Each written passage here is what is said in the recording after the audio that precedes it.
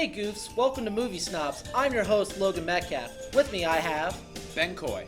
Today we will be talking about The Martian, the newest Ridley Scott film starring Matt Damon. We'll be spoiling the movie in our discussion, so be warned. This will come as quite a shock to my crewmates. And to NASA. And to the entire world. But I'm still alive. Surprise. What did you think about it? I mean, I really liked it. It was an awesome space adventure movie that mixed drama and science, and it was really comedic, which is probably the best part about the whole movie. Let's talk about Matt Damon first off. Matt Damon. I think that Matt Damon did really well in the stuff that he had to do, and it made me really appreciate his performance. The storyline is obviously about him on Mars, but he gets maybe half the screen time. Yeah. At best, he gets half the screen time because of the mix of the Earth and when it gets back to the astronauts who were with him before on Mars. Yeah. I mean, like you said, like it was half and half, but like for the half, like with Matt Damon, it was just him on Mars. Oh yeah. So he had to like carry his scene. Woo!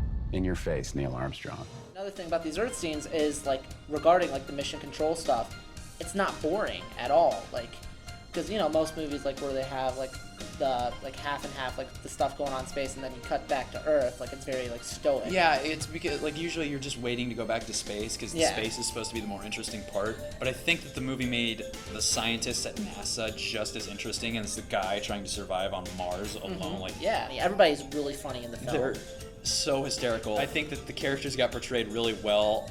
And scientists are usually kind of dull in movies, and this one, every character practically is a scientist, and they all have the most fun. Yeah. Like, as fun as it could be trying to save a man who's a couple 100 million miles away. Yeah. But instead, what I'm proposing is we start accelerating immediately. Let's talk about the like Mars itself, like the setting and like the visual effects and everything. It looked so good. Yeah. Like it has these aerial shots, these just animated aerial shots that just looked so great, and like it felt like Mars. It was really cool. There's a part where he's traveling like towards like I guess like the middle of the movie, and there's these long, wide panoramic shots of just this rover going across Mars. It reminds me of like Lawrence of Arabia. Yeah, it's like him on top of the dunes exploring Mars, and that's what like you get this feeling like he's exploring. It's really cool. So another like factor that like drew a lot of people in is regarding the science in the film. Again, like we've mentioned before, all these characters are super smart. Yeah. Especially Matt Damon himself being in the predicament that he's in. Yeah, like he's a botanist, and he has a bunch of jokes about his botany. Yeah.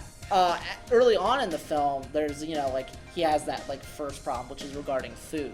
Yeah. And I can't really I think detail, that you should go into detail because it's great to see him work through it and work out how it but goes. it's like amazing when you think about it, like, oh wow, like. And he has this joke when he grows food on Mars, I can say that, and it's like, I'm the first person to colonize Mars.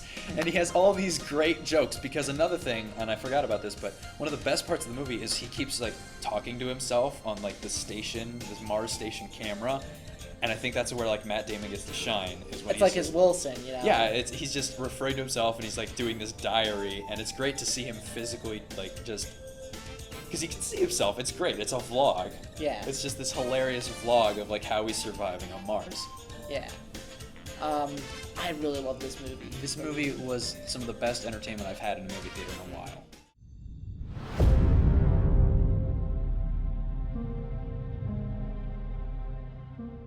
For this week's Future Feature, we're going to talk about Spectre. So what's going on, James? They say you're finished. What do you think? I think you're just getting started. The film is the next installment in the world-famous James Bond series. Starring Daniel Craig as the famous British spy, the film sees the return of the villainous organization, Spectre, for the first time in 34 years.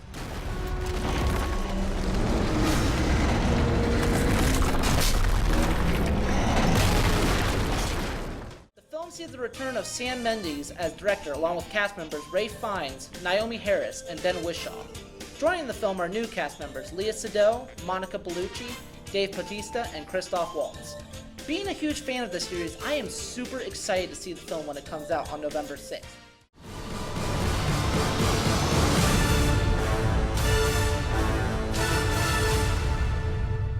So if you have agreed or disagreed with our discussion, please make sure to let us know at #MovieSnobs on Twitter at ZTV Goofing Off, and we'll see you at the theater.